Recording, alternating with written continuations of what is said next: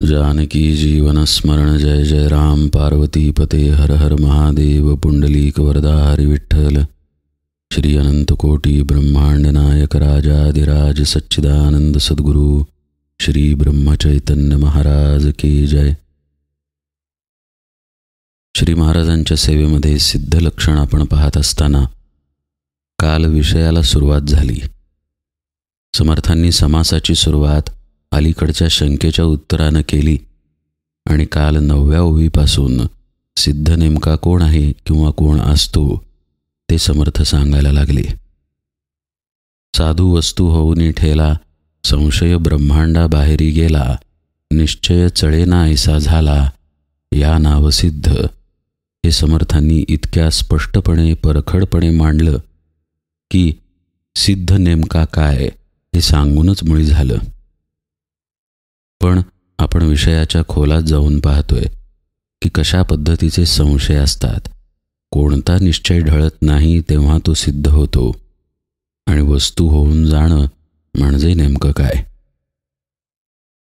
समर्थांनी आणखी एक गोष्ट स्पष्ट केली की बद्धपणाचं लक्षण मुमुक्षपणात नाही आणि मुमुक्षपणाचं लक्षण साधकपणात नाही। साहजिकच आहे, साधकपणातलं लक्षण सिद्धपणामध्ये नाही। जो शोध घेत आहे आणि ज्याला शोध लागलेला आहे त्यामध्ये निश्चित फरक असणारच। साधकाला संशय आहे, साधकाला देहबुद्धीसुद्धा आहे। साधकाचा निश्चय कधी डळमळीत होतो, कधी दृढ राहतो, अशातील स्थिती आहे। साधक दशा या द्वंद्वाच्या पलीकडे जाण्याच्या अभ्यासाला निर्देशित करते। तो प्रयत्न करत राहतो की संशयरहित कसं होता येईल, तो प्रयत्न करतो आपला निश्चय दृढ राखण्याचा। सिद्धावस्था मात्र त्याच्या पलीकडील आहे। इथे निश्चय पक्का आहे, इथे संशयरहित अवस्था आहे। मूळ संशय आहे तो म्हणजे मी जीव आहे हाच, मी म्हणजे हा देह आहे, हाच मुख्य संशय आहे। या संशयाच्या समजुतीवरती सद्गुरू घाला करतात। ते म्हणतात की तू हा देह नाहीस आणि इथे साधकाच्या अभ्यासाला सुरुवात होते। या अभ्यासाची परिणती गुरुप्रचितीचं रूपांतर आत्मप्रचितीत होण्यामध्ये होतं। तू आत्मा आहेस ही गुरूंची प्रचिती झाली, त्यांनी ती सांगितली, पण त्याचा जेव्हा अनुभव साधकाला येतो तेव्हा त्याची ती आत्मप्रचिती झाली। इथपर्यंतचा प्रवास साधक करतो, त्यामुळे त्याच्यातील असलेले दोष सिद्धामध्ये दिसून येत नाहीत। या संशयाच्या आणि निश्चयाच्या बाबतीतच समर्थांनी पुढे विस्तार केलेला आहे। कालपर्यंत आपण 11 ओव्या पाहिल्या, 12वी ओवी आणि त्यापुढे समर्थ काय म्हणतायत ते पहा। साधकासी संदेह वृत्ती, पुढे होत असे निवृत्ती, या कारणे निस्संदेह श्रोती साधू ओळखावा। आपण जो विषय पाहिला अगदी तेच समर्थांनी कसं चपखलपणे मांडले पहा। त्याच्याजवळ संदेह वृत्ती आहे साधकाजवळ, पण ती निवृत्ती होते म्हणून जो निस्संदेह असतो तो साधू असतो, तो आता साधक नाही। साधू नम्रतेनं साधनेमध्ये राहतो हा भाग वेगळा। भगवान शंकर असोत, ज्ञानेश्वर महाराज असोत, गोंदवलेकर महाराज असोत किंवा अन्य कोणतेही संत असोत, ते संतपदाला पोहोचल्यानंतर त्यांनी साधना सोडली नाही, पण म्हणून साधकाची लक्षणं त्यांच्यामध्ये असतात असं मुळीच नाही। संदेह असणं हे साधकाकडे अपेक्षितच आहे, कारण बद्ध मुमुक्षू अशा पायऱ्या चढत तो आलेला आहे।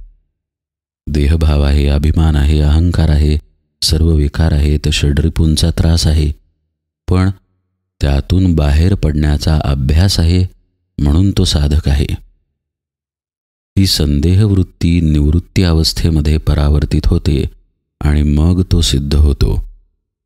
आता सिद्धाजवळ साधूजवळ संदेह तिळ मात्रही नाही। या संदेहाच्या बाबतीतील आणखीन खोल अर्थ आपण पाहूया। ध्यानावस्थेमध्ये जेव्हा चित्तवृत्ती अक्षरशः शून्य होतात, मन नाहीसं होतं, आणि आत्म्याच्या ठिकाणी साधक स्थिर होऊ लागतो, तेव्हा तो तुर्या अवस्थेच्या जवळ जातो. मी आत्माच आहे या अनुभवामध्ये तो हळूहळू शिरायला लागतो. इथे सुद्धा त्याचा संदेह शिल्लक आहे. संदेह याचा अर्थ आता असा की आपण तो अनुभव घेत आहोत ही वेगळेपणाची जाणीव तिथे शिल्लक आहे. मी आत्मा आहे अशी अनुभूती तुर्या अवस्था देते, पण मी तिथे शिल्लक राहतो आणि हाच खरा संदेह आहे. म्हणून समर्थ तुर्येला सुद्धा द्वैतच म्हणतात पहा. शुद्ध ज्ञान निरूपणात समर्थांनी स्पष्ट शब्द वापरले आहेत. तुर्या प्रत्यक्ष द्वैत. हा जो तुर्येचा द्वैत भाव आहे तो संदेह आहे. या संदेहामध्ये सिद्ध असत नाही, साधू असत नाही. ही संदेहाची निवृत्ती होते, म्हणजेच हा जो द्वैत भाव आहे तो गळून पडतो आणि साधक निस्संदेह स्थितीमध्ये जातो. मी आत्म्याचा अनुभव घेत आहे हा पातळसा पडदासुद्धा नाहीसा होतो आणि तो मी आत्मस्वरूपामध्ये विलीन होऊन जातो. आत्मानुभव घेणारा जो साक्षी तुर्येमध्ये शिल्लक असतो तोही लय पावतो आणि साधक संपूर्णपणे आत्मस्वरूपाकार होऊन जातो. फक्त ही ज्ञानावस्था आहे. निद्रेमध्ये पहा, आपण आपल्याला विसरतो, पण आपण झोपलो होतो याची स्मृती आपल्यापाशी शिल्लक राहते. म्हणून निद्रा ही अज्ञानावस्थाच आहे. खरं म्हणजे निद्रेपेक्षा सुषुप्ती अवस्था श्रेष्ठ आहे. जागृत सुषुप्ती म्हणजे सुषुप्ती अवस्थेमध्ये आत्मस्वरूपाच्या अनुसंधानात राहणं ही त्याहून श्रेष्ठ अवस्था आहे आणि तुर्या याहूनही श्रेष्ठ. पण या सर्व अवस्थांमध्ये आपला मी शिल्लक राहतोच. म्हणून ज्ञानाच्या दृष्टीनं या सर्व अवस्था खरं म्हणजे अज्ञानालाच निदर्शित करतात. निद्रेत तर आपल्या स्वरूपाचंही स्मरण असत नाही, त्यामुळे संत तर त्याला एक प्रकारे मरणच मानतात. अशा या अज्ञानजन्य निद्रेला पार करून जो सुषुप्ती अवस्थेमध्ये जागृत राहतो, जागृत म्हणजे आत्मस्वरूपाच्या ठिकाणी जागा राहतो, तो खऱ्या अर्थानं साधक असतो. त्या अवस्थेमध्ये जागृत राहिल्याचा परिणाम तुर्येमध्ये शिरण्यात होतो आणि तुर्येतील जो साक्षी, ज्याला हा अनुभव येतो की मी आत्मा आहे, त्याचाही लय होऊन साधकाचा सिद्ध बनतो. हा लय होणं म्हणजेच संशय नाहीसा होणं, संदेह नाहीसा होणं, निस्संदेह स्थिती होणं. यालाच पुढे समर्थ संशयरहित ज्ञान असे शब्द वापरतात. पुढच्या ओळीत ते म्हणतात पहा, संशयरहित ज्ञान तेची साधूचे लक्षण, सिद्धांगी संशयोहीन लागेल कैसा. हे जे साधूचं लक्षण समर्थ सांगतायत ही अवस्थात्मक स्थिती आहे. आता पुन्हा तो मागे वळत नाही. तुकाराम महाराज 12 अभंगांमध्ये म्हणतात, लवण जैसे पुन्हा जळाचे बाहेर, येत नाही खरे त्यातून या, त्यासारखी जाणा तुम्ही साधू वृत्ती, पुन्हा न मिळती मायाजाळ. मायाजाळ त्यांना पुन्हा रे बाधेना, सत्य सत्य जाणा तुका म्हणे. हे मायाजाळ म्हणजे काय आहे? द्वैत हेच मायाजाळ आहे. मीपणा, मी देह ही वृत्ती हेच मायाजाळ आहे. याकडे पुन्हा साधक परतून येत नाही. हे साधू लक्षणातलं अत्यंत महत्त्वाचं तत्वज्ञान आहे. तो काय झाला? तो संशयरहित झाला, निस्संदेह स्थितीमध्ये गेला. अजूनही लक्षात घ्या, ही स्थिती आहे, अवस्था आहे, तात्पुरती आलेली दशा नाही. जसं स्त्री एकदा आई झाली की आई या अवस्थेमध्ये ती गेली, ती पुन्हा कुमारिका होत नाही, आता ती आईच. तशा पद्धतीची ही अवस्था आहे.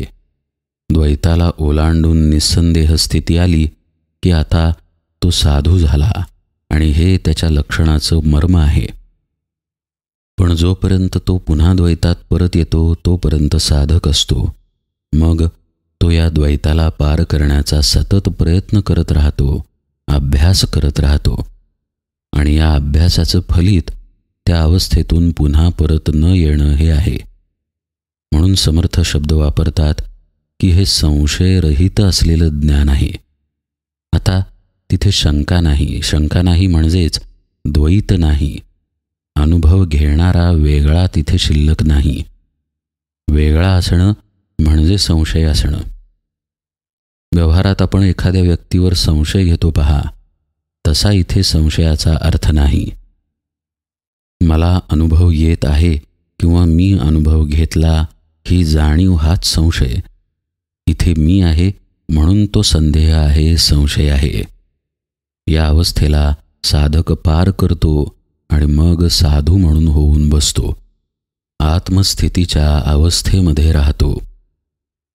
मग जसं सूर्याच्या पृष्ठभागावरती अंधार असण्याचं काही कारणच नाही, तसं तिथं आता द्वैत नाही, संशय नाही. म्हणून समर्थ शब्द वापरतात, सिद्धांगी संशयोहीन लागेल कैसा. पुढे समर्थ काय म्हणतायत पहा. कर्ममार्ग संशये भरला, साधनी संशय कालवला, सर्वामध्ये संशयो भरला, साधू तो निस्संदेह. आपण जे मगाशी पाहिलं की साधक द्वैतामध्ये परत येतो म्हणून तो साधक आहे. कायमस्वरूपी द्वैताला ज्यानं ओलांडलं तो साधू, तो सिद्ध. याच गोष्टीला समर्थ सांगतायत इथे. कोणत्याही मार्गाने साधना केली तरी तिथे द्वैत राहते. कर्ममार्ग हा शब्द समर्थ प्रातिनिधिक स्वरूपात वापरतात. त्यांना असं सांगायचं आहे की साधनेतील मार्ग कोणताही असो तिथे द्वैत असतंच. त्यामुळं संशय दाटलेलाच असतो. म्हणून साधक संशयामध्ये असतो तर साधू मात्र निस्संदेह असतो. त्याचा प्रयत्न आहे या संशयाला ओलांडण्याचा. कर्ममार्ग हीन आहे असा या ओवीचा अर्थ नाही. कर्ममार्ग हा शब्द प्रातिनिधिक असल्यामुळं आपण कर्ममार्गामध्ये असू, ज्ञानमार्गामध्ये असू, योगमार्ग, भक्तिमार्ग कोणत्याही मार्गात असू तरी जोपर्यंत मी तिथे शिल्लक आहे, मी योग करतो, मला ज्ञान झालं, मी भक्ती केली किंवा करतो, मी कर्म करतो, अशा स्वरूपानं मी जोपर्यंत शिल्लक आहे तोपर्यंत तिथं संशय आहे. म्हणजेच काय तर द्वैत आहे. म्हणजेच समर्थ पुन्हा एकदा सांगतायत की साधक द्वैतामध्ये असतो तर साधू निस्संदेह स्थितीमध्ये असतो. फक्त साधकाची जमेची बाजू ही की तो या द्वैताला ओलांडण्याचा प्रयत्न करतो, अभ्यास करतो. हा सर्व भाग आपण साधक निरूपणात पाहिला की तो कधी श्रवणाचा आधार घेईल, कधी सत्संगतीचा, कधी भगवंताचं नाम, ध्यान इत्यादी गुरुपदिष्ट साधनेचा. पण तो अभ्यासात राहतो म्हणून तो साधक आहे. सिद्ध मात्र, साधू मात्र निस्संदेह स्थितीमध्ये जातो. म्हणून समर्थ म्हणतात, कर्ममार्ग संशये भरला, साधनी संशय कालवला, सर्वांमध्ये संशयो भरला, साधू तो निस्संदेह. जोपर्यंत मी लय पावत नाही तोपर्यंत सगळ्या साधनांमध्ये संशय भरू नये. ज्या क्षणी हा मी गेला त्या क्षणी साधन हे साधन रूप राहत नाही. साधन करणारा जे साध्य आहे ती आत्मवस्तू आणि साधन या तिन्ही गोष्टी एकरूप होतात आणि साधक निस्संदेह स्थितीत जाऊन आत्मरूप होतो. तेव्हा तो बनला साधू, सिद्ध. समर्थांची उपदेश करण्याची हातोटी पहा. सिद्ध अमुक असतो एवढंच केवळ समर्थ सांगत नाहीत. सिद्ध काय नसतो हेही समर्थ सांगतायत. त्यामुळे आपल्याला निश्चित भेद लक्षात येतो की साधक कसा आणि सिद्ध कसा. हे लक्षात आणून याच्यासाठी देतायत समर्थ की आपल्याला आपलं आत्मपरीक्षण करता यावं. अन्यथा अमुक साधू लक्षण आहे एवढं सांगून समर्थ थांबले असते किंवा साधक निरूपणात सुद्धा अमुक पद्धतीनं साधना करतो तो साधक एवढंच सांगून थांबले असते. तरीही तिथे त्यांनी शंका घेतल्या, प्रश्न घेतले आणि इथेही त्यांनी भेद स्पष्ट केला की जो प्रयत्नात आहे, अभ्यासात आहे तो तो साधक आहे, पण जो अवस्थेला पोहोचलेला आहे तो मात्र सिद्ध आहे. आता इथून परतीची वाट बंद झाली. आता इथून द्वैतामध्ये येण्याचा संभवच नाही. पण हा संभव साधकाच्या जीवनात आहे, म्हणून त्याच्या प्रयत्नांना आणि त्या प्रयत्नातल्या सातत्याला महत्त्व आहे. कारण साधक कितीही साधक म्हणून उत्तम असला तरी देहामध्ये आहे. देह पंचमहाभूतांचा आहे, त्रिगुणांचा आहे आणि हे सर्व नश्वर आहे, बदलणारं आहे. त्यामुळे कधी कोणता विकार, कधी कोणत्या क्षणातील वासना साधकाला खाली खेचेल याचा नेम नसतो. त्यामुळं त्यानं निश्चयानं आणि दृढतेनं द्वैताला ओलांडण्याचा अभ्यास करत राहणं हेच अपेक्षित आहे. अभ्यासाची परिणती जेव्हा अवस्थेमध्ये होते तेव्हा मात्र तो सिद्ध झाला. म्हणून समर्थ पुढे काय सांगतायत हे अत्यंत महत्त्वाचं आहे. काय खोटं असतं ते समर्थांनी निक्षून सांगितलेलं आहे. काय व्यर्थ असतं ते समर्थ निक्षून सांगतायत. पुढे ते म्हणतात, संशयाचे ज्ञान खोटे, संशयाचे वैराग्य पोरटे, संशयाचे भजन वोखटे निर्फळ होय. व्यर्थ संशयाचा देव, व्यर्थ संशयाचा भाव, व्यर्थ संशयाचा स्वभाव सर्व काही. व्यर्थ संशयाचे व्रत, व्यर्थ संशयाचे तीर्थ, व्यर्थ संशयाचा परमार्थ निश्चये विण. लक्षात घ्या, ज्या ज्यावेळी ते संशय असा शब्द वापरतात त्या त्यावेळी द्वैत हे आपण लक्षात घ्यायचं, मीपणा हे आपण लक्षात घ्यायचं, किंवा मी करता हा भाव हे आपण लक्षात घ्यायचं. म्हणजे आपल्याला या ओव्यांची उकल होईल. समर्थांना काय सांगायचं आहे ते लगेच समजेल. संशयाचे ज्ञान खोटे साहजिकच आहे. मला ज्ञान झालं म्हटलं तर मला ज्ञान झालं नाही हेच सिद्ध झालं. जसं की होय मी झोपलो आहे म्हटलं म्हणजेच मी झोपलो नाही हे सिद्ध झालं. संशयाचे वैराग्य पोरटे, संशयाचे भजन वोखटे निर्फळ होय. मी करता किंवा मीपणा किंवा द्वैतभावानं केलेल्या प्रत्येक उपासनेच्या पुढे खोटेपणा किंवा निर्फळता दर्शवणारे शब्द समर्थांनी घातलेत. मग ते पोरटे असो, वोखटे असो किंवा अन्य कोणतेही असोत. वैराग्य आहे पण वैराग्यामध्ये मी आला की संपलं. भजन आहे पण त्यामध्ये मी आला, द्वैतभाव आला, संशय आला की संपलं. तसंच देवाच्या भावाच्या संकल्पनांबद्दल आहे. प्रत्येक ठिकाणी मी आला की त्याचा उपयोग नाही हे समर्थ सुचवत आहेत. म्हणून ते म्हणतात, व्यर्थ संशयाचा देव, व्यर्थ संशयाचा भाव, व्यर्थ संशयाचा स्वभाव सर्व काही. पुढेही ते तेच सांगतात, व्यर्थ संशयाचे व्रत, व्यर्थ संशयाचे तीर्थ, व्यर्थ संशयाचा परमार्थ निश्चये विण. पहा, इथे निश्चये विण हा महत्त्वाचा शब्द समर्थांनी घातला. निश्चय जर असेल तर ज्यामुळे व्यर्थपणा आलेला आहे ती गोष्ट बाजूला सारता येते आणि तो म्हणजे द्वैतभाव. म्हणून निश्चयाला महत्त्व. जर निश्चय असेल तर साधक नियमिततेनं, दृढतेनं साधनेमध्ये राहू शकतो. 4 तास 10 तास तो ध्यानाला बसणार नाही, पण ध्यानात जी शांतता मिळाली त्या शांततेला निश्चयानं जवळ बाळगेल आणि त्याचे व्यवहार कर्ता भाव टाकून करण्याचा प्रयत्न करेल. त्याचा हा निश्चय त्याला यथावकाश द्वैताच्या पलीकडे घेऊन जातो. त्यामुळे जोपर्यंत हा निश्चय नाही तोपर्यंत मीपणा जाणार नाही, द्वैत जाणार नाही. आणि द्वैत असेल तर ते सर्व व्यर्थ आहे. मग तुम्ही व्रते करा, तीर्थे करा किंवा कोणत्याही पद्धतीचा परमार्थ करा. याच पद्धतीनं समर्थ पुढे उपदेश करतायत पहा.